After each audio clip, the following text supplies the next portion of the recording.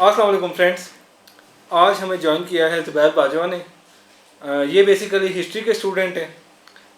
आपको पता है बंदा हमेशा स्टूडेंट ही रहता है, कभी भी हिस्ट्री पूरी ना तो कोई पढ़ सके ना कोई जानता है। आज हम इनसे सवाल करेंगे कि आखिर क्या वजह थी कि 1857 में ईस्ट इंडिया कंपनी ने पाक इंडोस में, जिसे हम बड़े सगीर के नाम से जानते हैं, उन पे आगे अपने कदम जमाए। जी ज़ुबैर भाई, कोई एक्सप्लेन करेंगे कि ईस्ट इंडिया कंपनी आखिर इधर बड़े सगीर तक पहुंची कैसे थी और आई कैसे थी? असल में ये मुगलों के दौर में आई थी, जब मुगल अरूज पे थे। असल में एक मुगल शहजादा जो था वो बीमार हो गया था, उन दिनों सख्त बीमार हो गया। पूरे बड़े सगीर से उन्होंने इलाज कराया, जबकि उसका इलाज नहीं हो रहा था। पूरे बड़े सगीर के डॉक्टर हकीम जो भी थे उन्होंने अपनी पूरी कोशिश कर ली। बिल आखिर एक अंग्रेज डॉक्टर जो है वो आया उसका इलाज करने के लिए, और उसने उसका इलाज किया। जब उसका इलाज किया तो वो ठीक हो गया। बादशाह ने खुश होकर उससे कहा, मांगो जो मांगते हो। उसने कहा, मेरे मुल्क को यहाँ पे ट्रेड करने की इजाज़त दी जाए। बादशाह ने कहा, ये तो मसला ही कोई नहीं है। बादशाह ने अलाउ कर दिया। उसके बाद उन्होंने यहाँ पे ट्रेड शुरू की है। ट्रेड शुरू जब की है तो उस वक्त स्पानवी और पुर्तगाली यहाँ पे छाए हुए थे। आहिस्ता आहिस्ता उन्होंने उनको काउंटर किया, उनको यहाँ से निकाला उन्होंने। उसके बाद फिर उन्होंने सिक्योरिटी के नाम पे आहिस्ता आहिस्ता बंदे रखने शुरू कर दिए। मुगल आहिस्ता आहिस्ता कमज़ोर होना शुरू हो गए। जब मुगल कमज़ोर होना शुरू हो गया तो उनको पता चला कि मुगल एम्पायर जो है ये तो दिन ब दिन गिरती जा रही है। इंडिया में मुख्तलिफ तहरीकें जो है उठना शुरू हो गई, उन्होंने सर उठाना शुरू कर दिया। इस तरह गोरों को मौका मिलता गया। इनमें मराठे भी थे, हिंदू भी थे, कुछ और लोग भी थे जिन्होंने सर उठाया। उसमें ईस्ट इंडिया कंपनी का किरदार ये था कि वो फाइनेंशियली बहुत ज़्यादा मजबूत थे। वो उनको उभारते भी थे, उनको फाइनेंस भी करते थे। जदीद असला उनके पास था। यहाँ पे ये लोग वही तीर और इस तरह वो नेज़े शेज़े उनसे लड़ते थे। सबसे पहले ईस्ट इंडिया कंपनी यहाँ पे बंदूकें लेके आई, कारतूस लेके आई, जदीद वेपन लेके आई। उससे जदीद लड़ने वाले जो हथियार थे वो उन्होंने मुतारफ कराए यहाँ। इस तरह उन्होंने एक शहर फतह किया। जो कि मुगल इतने कमज़ोर हो गए थे और अंदरूनी खलफशार इतना बढ़ गया था यहाँ पे कि उनको यहाँ से निकालना इम्पॉसिबल हो गया। इनको समझ लग गई कि यहाँ से निकलने वाले नहीं है, लेकिन इन्होंने फिर कंप्रोमाइज़ करना शुरू कर दिया। डे बाई डे वो मजबूत होते गए। वो यहाँ पे बिजनेस कर रहे थे, यहाँ पे इनको ब्लैकमेल भी कर रहे थे। फाइनेंशियली स्ट्रांग होने की वजह से उन्होंने यहाँ पे कदम ऐसे जमाए, इनको तहरीकों के ज़रिए कमज़ोर किया। और फिर उन्होंने एक शहर फतह किया, फिर दूसरा किया। ये कंप्रोमाइज़ करना करते करते करते ये बैक फुट पे चले गए सारे मुगल। एक दिन ऐसा आया कि उन्होंने फिर पूरे बरसगीर को फतह करने का ख्वाब देखा। फिर उस पर उन्होंने अमल पैरा हुए। वो उन्होंने पीछे से और फौजें मंगाई। इस तरह उन्होंने मतलब बरसगीर पे कब्जा किया। अच्छा, तो क्या जो हमने बातें सुन रखी हैं कि मुग़ल चूँकि शुरू में बहुत स्ट्रॉन्ग थे, तो क्या ये वजह, ये जो बात हिस्ट्री में की जाती है, ये बात बिल्कुल दुरुस्त थी कि मुग़ल अय्याशी में मुब्तला थे, आराम पसंद थे, इस वजह से वो इतनी बड़ी सल्तनत का कंट्रोल नहीं कर सके? मुगल असल में शुरू में जो मुगल थे, फॉर एग्जांपल जिस तरह बाबर आया था यहाँ पे, वो हुमायूं, उसके बाद शेर शाह सूरी का छोटा सा एक दौर है, उसने हुमायूं को जिस तरह निकाला और फिर हुमायूं ने जिस तरह वापस दोबारा अपनी सल्तनत ली। उसके बाद अकबर तक का जो दौर है, ये तो शाहजहां और अकबर, औरंगजेब आलमगीर इनका आखिरी हुक्मरान था जो कि सबसे मजबूत हुक्मरान था। और वो सबसे ज़्यादा इनमें इस्लाम पसंद भी था, जिसने मराठों के खिलाफ और सबके खिलाफ जहाद किया। हालांकि ये सर उठा चुके थे, लेकिन औरंगजेब आलमगीर के बाद ये मुगल इतने कमज़ोर हो गए कि फिर उसके बाद तहरीकें रोकना इनके बस की बात नहीं रही। और वैसे भी यहाँ पे जो हिंदू थे ये अक्सरियत में थे, मुसलमान थे ये अकलियत में, बेशक ये स्ट्रॉन्ग थे जिस तरह भी थे। और उनको फिर सपोर्ट हासिल थी ईस्ट इंडिया कंपनी की, और बाहर से साजिशें हो रही थी। उस वजह से ये मुगल जो है ये मतलब ज़वाल पजीर होते थे दिन ब दिन। अच्छा, आजकल एक अर्तुगरुल ड्रामा बहुत चल रहा है।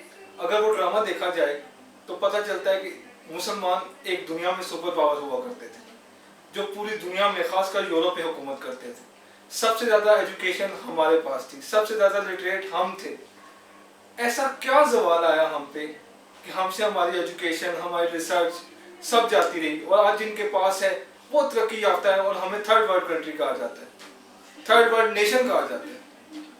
असल में हुआ ये है चूँकि जब उस्मानी पावर में आए हैं, ये तकरीबन 1299 में सल्तनत उस्मानिया कायम हुई है, जो कि पहली जंग अज़ीम तक कायम रही है, तकरीबन 600 साल समथिंग। عثمانیوں نے آ کے یہاں پہ علم کو رواج دیا ہے، اپنے ملک میں امن لے کے آئے ہیں، فتوحات جہاں پہ ہوتی گئی ہیں وہاں پہ انہوں نے سارے غیر مسلموں کو حقوق دیے ہیں، مطلب انہوں نے ہر وہ کام کیا جو اسلام میں جس کی اجازت اسلام دیتا تھا. ہر جو اقلیت تھی اس کے اپنے حقوق تھے، کھانے پینے کی مذہبی آزادی تھی ان کو، مطلب ہر کام کرنے کی، بزنس کرنے کی آزادی تھی. تعلیم کے لیے انہوں نے بڑی بڑی اچھی درسگاہیں بنائی ہیں.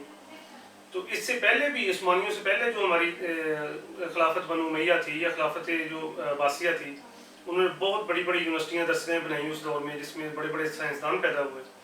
بالآخر مسلمان جب بہت زیادہ ان کی طاقت مل گئی اس کے بعد یہ یاش ہو گئے، یاش ہوتے گئے ہیں تو پھر یہ ان چیزوں سے پیچھے ہٹتے گئے.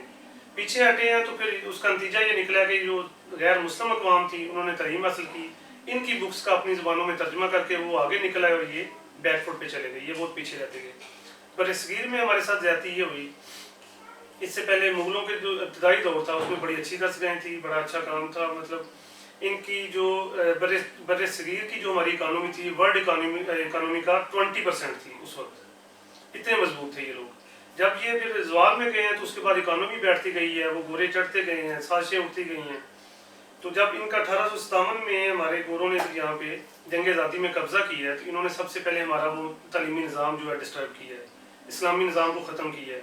اپنا یہ اسکول سسٹم لے کے آئے ہیں جس میں وہی گھسی پٹی باتیں اور جس کی وجہ سے مطلب وہ کتابی. ابھی دیکھ لیں ہمارے ملک میں ابھی کیا صورتحال ہے. یہاں پہ masters M Phil P H D بندہ بھی ہے تو وہی رٹی رٹائی چیزیں ہیں، ریسرچ والی بات ہی نہیں ہے ان میں، مطلب ملتا کچھ نہیں ہے اس میں، انوویشن نہیں رہی ان میں. یہ انہوں نے ہمارے ساتھ زیادتی کی ہے اور ہم نے ان کی پیروی کرتے کرتے ہم یہاں تک پہنچے ہیں. جبکہ انہوں نے ہمارا تعلیمی نظام خود اڈاپٹ کیا، اس کو انہوں نے ماڈرنائز کیا اور وہ آگے چلے گئے ہیں. اچھا، ٹائم تھوڑا سا کم ہے. لاسٹ کویشچن میں آپ سے کرنا چاہوں گا اور اس کا میں شارٹ آنسر چاہوں گا. کیا اس کی سب سے بڑی ریزن یہی تھی ہمارے زوال کی کہ ہماری اسلام سے دوری تھی؟ اور اگر دوری تھی تو کیسے ہوئی؟ اسلام سے دوری بھی کہہ سکتے ہیں، لیکن جہاد سے دوری اور عیاشی، ہمارے حکمرانوں کی عیاشی. عوام شاید اتنے عیاش نہیں تھے لیکن جو ہمارے حکمرانوں کو طاقت ملی، پیسہ ملا، تو پہلے والے جو دیندار لوگ تھے انہوں نے اپنے آپ کو قائم رکھا. بعد میں آنے والے برِ صغیر کی اگر ہم مثال لیتے ہیں تو اکبر جو ہے ایسا بادشاہ تھا جس کی سب سے زیادہ بڑی سلطنت تھی جو کہ بنگال سے لے کے کابل تک تھی. ٹھیک ہے، اس کی بھی شاید میرے خیال سینکڑوں کے حساب سے حرم میں کنیزیں ہوں گی. یہ ٹرینڈ جب حرم کا ٹرینڈ چلتا رہا، کنیزیں بڑھتی رہی ہیں اور ان کی آہستہ آہستہ ایک وقت یہ آیا کہ وہی عورتیں جو ہیں بادشاہ گھر کی حیثیت حاصل کر گئی. انہوں نے اپنی لابیاں کرنی شروع کر دی. ہر ایک یعنی اگر ایک بادشاہ کی 3 بیویوں میں سے بیٹے ہیں یا اولاد ہے تو ہر ایک نے اپنی لابنگ شروع کی ہے کہ میرا بیٹا بادشاہ بن جائے، دوسرا نے سوچا میرا بن جائے. جب اس طرح کی صورتحال پیدا، کچھ جو جرنیل ہوتے ہیں وہ ایک کے ساتھ لگ گئے، کچھ دوسرے سے لگ گئے. اس طرح مطلب یہ کمزوری ان کی بڑھتی گئی ہے اور ان کے عیاشی نے ہی ان کو نقصان پہنچایا. تھینک یو سو مچ زبیر باجوہ صاحب. تو ویورز، یہ تھی تھوڑی سی ہسٹری سلطنت عثمانیہ سے لے کے برِ صغیر کے زوال تک. ملتے رہیں گے نیکسٹ ویڈیو میں آپ کے ساتھ. ہمارے چینل کو لائک اینڈ سبسکرائب کریں. Thank you very much. Cut. اور اسٹاپ کر دیں، بعد اسٹاپ کر دیں.